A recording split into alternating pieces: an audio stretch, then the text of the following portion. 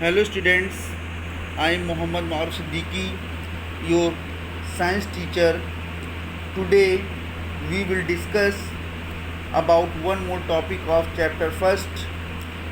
The name of topic is what are compound radicals.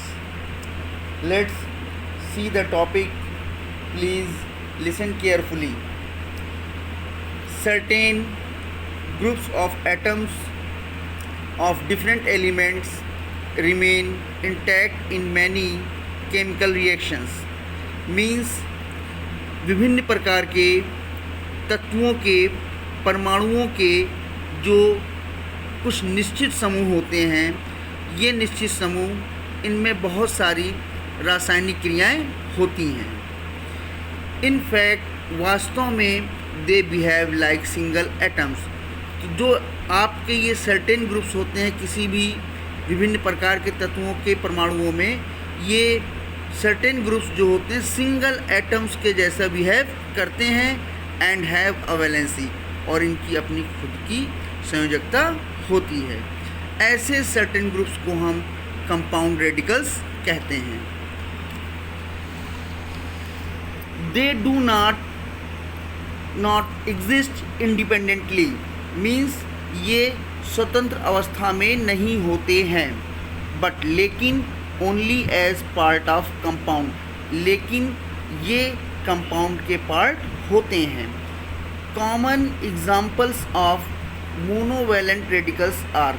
यहाँ पर देखिए मोनोवैलेंट रेडिकल्स के कुछ कॉमन एग्जाम्पल्स दिए गए हैं, जैसे कि hydroxide OH and nitrate NO3. ये आपके मोनोवैलेंट रेडिकल्स हैं. और यहाँ पर देखिए carbonate CO3 and sulphate SO4, ये आपके डाईवैलेंट रेडिकल्स के एग्जाम्पल हैं. The phosphate PO4 radical is trivalent, और ये आपके ट्राईवैलेंट के एग्जाम्पल हैं.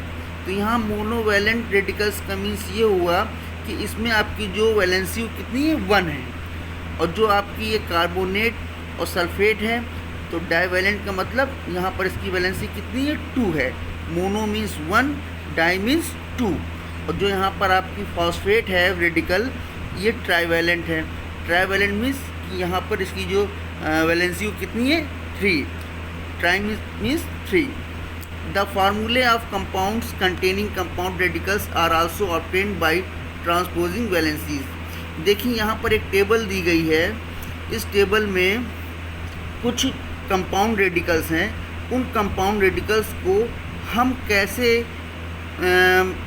उसके फार्मूले को प्राप्त करते हैं, उसकी वैलेंसीज को ट्रांसपोजिंग करके. देखिए यहाँ पर elements are radicals with valencies. Means यहाँ पर एलिमेंट और या फिर रेडिकल्स जो है आपके लिखे हुए हैं, वो साथ में उनकी वैलेंसीज भी लिखी हुई हैं. और ये आपका कंपाउंड यहाँ पे जो बनेगा उसका ये फार्मूला है और ये उसका नेम है. जैसे देखिए यहाँ पर Na इसकी वैलेंसी 1 है और OH इसकी वैलेंसी 1 है.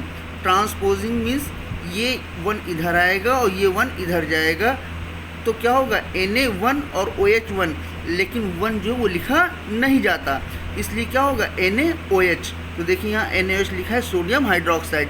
इसी तरीके से देखिए यहाँ पर K के ऊपर 1 है, NO3 के ऊपर 1 है, तो ये K1NO3 1 होना चाहिए, लेकिन 1 नहीं होगा, तो क्योंकि KNO3 हो जाएगा.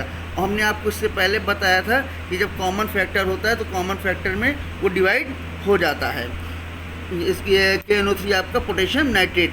और इसी तरीके से ये आपका NH4 का whole twice SO4 ammonium sulphate, Na2CO3 ये आपका सोडियम कार्बोनेट, HNO3 आपका नाइट्रिक एसिड, H2SO4 ये आपका सल्फ्यूरिक एसिड. और इस तरीके से देखिए इसकी वैलेंसीज हैं, और इन्हीं वैलेंसीज को ट्रांसपोजिंग करते हुए आपने यहाँ पर ये इस फार्मूले को प्राप्त किया और उसका ये नाम है. Thank you.